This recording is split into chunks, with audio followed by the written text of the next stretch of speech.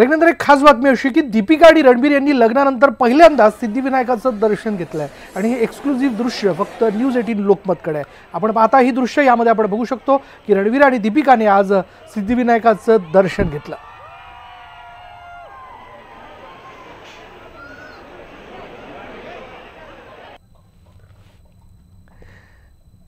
यानंतर एक महत्त्वाची ब्रेकिंग न्यूज अशी येते की मुस्लिम आरक्षणासाठी एमआयएम आता कोर्टात जाणार आहे। इम्तियाज जलील यांनी याबद्दलची घोषणा केलेली आहे। इम्तियाज जलील हे एमआयएम पक्षाचे आमदार आहेत आणि शेवटच्या दिवशी आज अधिवेशनाच्या मुस्लिम आरक्षणाचा मुद्दा चांगलाच गाजला। या आरक्षणाबद्दल आज काँग्रेसचे आमदार नसीम खान देखील आक्रमक झाल्याचं आपण बघितलं, पण आता एमआयएमचे आमदार इम्तियाज जलील यांनी मुस्लिम आरक्षणाला घेऊन न्यायालयात धाव घेणार असल्याचं स्पष्ट केलेलं आहे।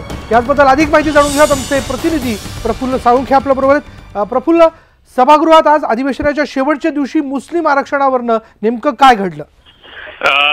विशाल, काल जर आपण पाहिलं तर काल मराठा समाजाला आरक्षण मिळाल्याची घोषणा मुख्यमंत्री देवेंद्र फडणवीस यांनी केली आणि त्यानंतर पुन्हा एकदा जो मुस्लिम आणि धनगर आरक्षणाचा मुद्दा होता तो देखील सलग गेल्या अधिवेशनापासून या ठिकाणी पाहायला मिळतोय। एकीकडे मराठा समाजाला आरक्षण मिळालं, पण दुसरीकडे मुस्लिम आणि धनगर समाजाचं आरक्षण तसंच या ठिकाणी पेंडिंग पडलेलं आहे। या सगळ्या परिस्थितीने आज धनगर आणि मुस्लिम आरक्षणाचा मुद्दा विधानसभेत चांगलाच गाजला। सकाळी एकूणच जर समजा आम्ही उच्च न्यायालयाने आम्हाला आरक्षण ग्राह्य धरलं असेल, आमचं आरक्षण ग्राह्य धरलं असेल, तर राज्य सरकारने ते का नाकारलं, ही भूमिका एमआयएमने आणि नसीम खान यांनी या ठिकाणी मांडली।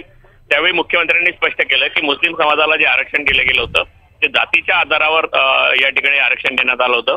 खऱ्या अर्थाने जर आता त्यांना व्यवसाय आणि इतर माध्यमातून म्हणजेच सामाजिक दृष्ट्या आरक्षण द्यायचं असेल तर त्यांना राज्य मागासवर्गीय आयोगाकडूनच यावं लागेल, ही भूमिका राज्य सरकारच्या मुख्यमंत्र्यांनी स्पष्ट केली। त्यामुळे मुस्लिमांना आरक्षण मिळणार नाही हे आता जवळपास नक्की झालंय। त्या दुसरा मुद्दा धनगर समाजाचा आहे। धनगर समाजाचं आरक्षण देखील सरकारने सांगितलं की आम्ही एटीआर जर स्वीकारला तर तो केंद्राकडे पाठवू, या पलीकडे दुसरं कुठलंही उत्तर मुख्यमंत्र्यांनी या ठिकाणी दिलेलं नाही। या सगळ्या परिस्थिती पाहता मुस्लिम आणि धनगर समाजचे जे नेते आहेत ते देखील आज चांगलेच आक्रमक आहेत आणि एमआयएमने स्पष्ट केलं आहे की आम्ही मुस्लिम समाजाला आरक्षण देण्यासंदर्भातली जी याचिका आहे ती आम्ही कोर्टात दाखल करू, कारण उच्च न्यायालयाने जर आम्हाला आरक्षण दिलं असेल तर राज्य सरकारने ते का नाकारलं या संदर्भात ही याचिका असेल। मुस्लिम आरक्षणासाठी आपण बघतो एमआयएम कोर्टात जाणार आहे। एमआयएमने आपली भूमिका स्पष्ट केलेली आहे। अधिवेशनाच्या शेवटच्या दिवशी आज मुस्लिम आरक्षणाचा मुद्दा चांगला जोरदार गाजला। धनगर आरक्षणाच्या पाठोपाठ आता मुस्लिम समाजाचे आमदार देखील आज आक्रमक झाल्याचं आपण बघतोय। इम्तियाज जलील यांनी सभागृहात आपली मागणी मांडली आणि त्यानंतर काँग्रेसचे आमदार नसीम खान देखील बोलताना आपल्याला दिसले होते। त्यानंतर आता मुस्लिम आरक्षणासाठी एमआयएम कोर्टात जाणार असल्याचं आपल्याला दिसून येतं। गरीब तबका है जो सोशली, इकोनॉमिकली और एजुकेशनली बहुत बैकवर्ड है, उनके साथ तो आपको इंसाफ करना पड़ेगा। और अगर आप इंसाफ नहीं कर रहे तो अब हमें ऐसा लग रहा है कि इस मुल्क के अंदर अगर मुसलमानों के साथ कहीं कोई इंसाफ हो सकता है तो अदालत के अंदर ही हो सकता है। हम डेटा कलेक्ट कर रहे हैं और बहुत जल्द हम अदालत के अंदर जाएंगे नए डेटा, नए फैक्ट्स, नए फिगर्स के साथ और उम्मीद करेंगे कि सरकारें अगर हमारा साथ नहीं दे रही तो कम से कम अदालत हमारा साथ देगी। आणि या महत्त्वाच्या ब्रेकिंग न्यूज नंतर इथे वेळ झाली की ब्रेकची ब्रेक घेऊयात। पहा फक्त न्यूज 18 लोकमत।